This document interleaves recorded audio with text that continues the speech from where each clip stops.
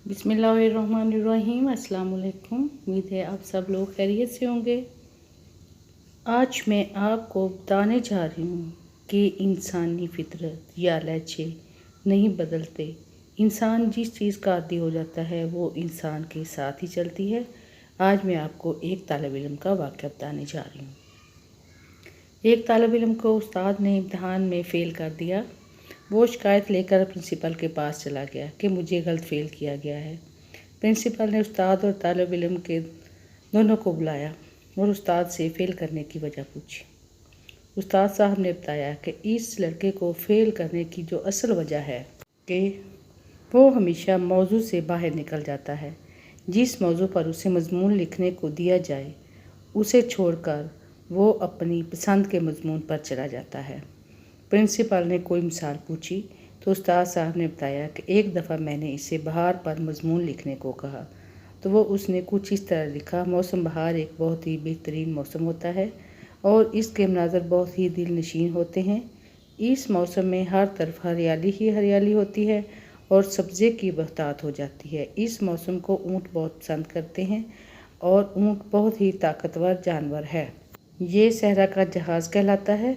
ऊँट नहायत ही साबर जानवर है। लंबे लंबे सफ़रों पर निकलता है और ज़्यादा दिन भूख और प्यास बर्दाश्त करने की सलाहियत रखता है।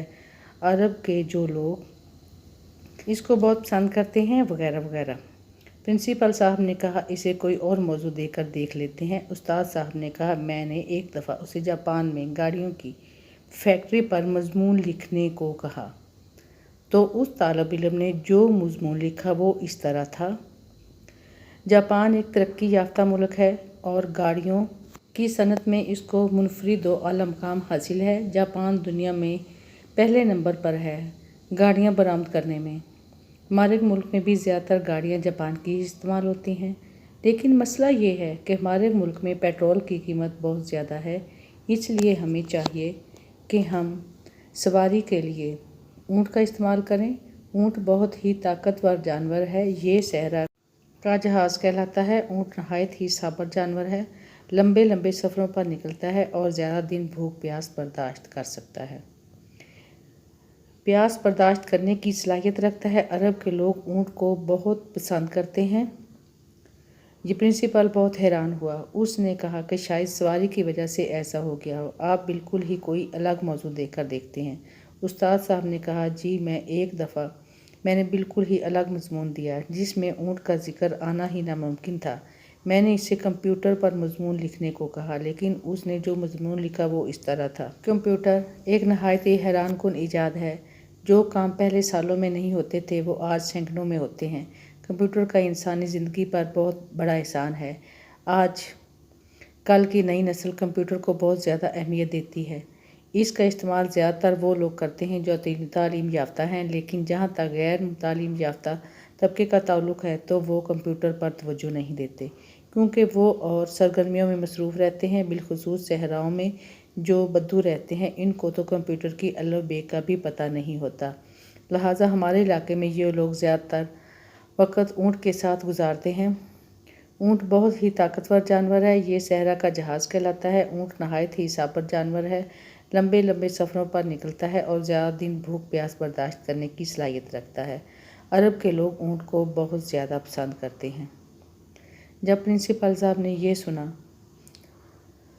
तो फिर कहा कि फिर तो आपने ठीक फ़ेल किया। फिर तालिब इल्म से कहा कि मैं आपको एक मौका देता हूँ, आप यहीं बैठकर एक मज़मून लिखो जो मौजू से इधर उधर ना हटे। तालिब इल्म मान गया और प्रिंसिपल ने उसे एक रोड एक्सीडेंट पर मज़मून लिखने को कहा तो तालिब इल्म ने यूँ लिखा। एक दफ़ा मैं रियाद से मक्का जा रहा था। मेरे पास टोयोटा क्रेस्डा गाड़ी थी जो बड़ी मस्त थी। मैं जनाब हाईवे पर बहुत ही तेज़ रफ्तारी के साथ जा रहा था। मैं ऐसे इलाके से गुज़र रहा था जहाँ पर ऊँट रोड क्रॉस करते हैं और ऊँट की ख़ास बात यह है कि वो ना ही गाड़ी से डरता है और ना ही दूर हटता है। ऊँट बहुत ही ताकतवर जानवर है। ये सहरा का जहाज़ कहलाता है। ऊँट नहायत ही साबर जानवर है। लंबे लंबे सफ़रों पर निकलता है और ज़्यादा दिन भूख और प्यास बर्दाश्त करने की सलाहियत रखता है। अरब के लोग ऊँट को बहुत ज़्यादा पसंद करते हैं। جب پرنسپل صاحب نے یہ مضمون پڑھا تو سر پکڑ کر بیٹھ گئے اور کہا کہ تمہارا کوئی علاج نہیں، اور اس کو فیل کر دیا۔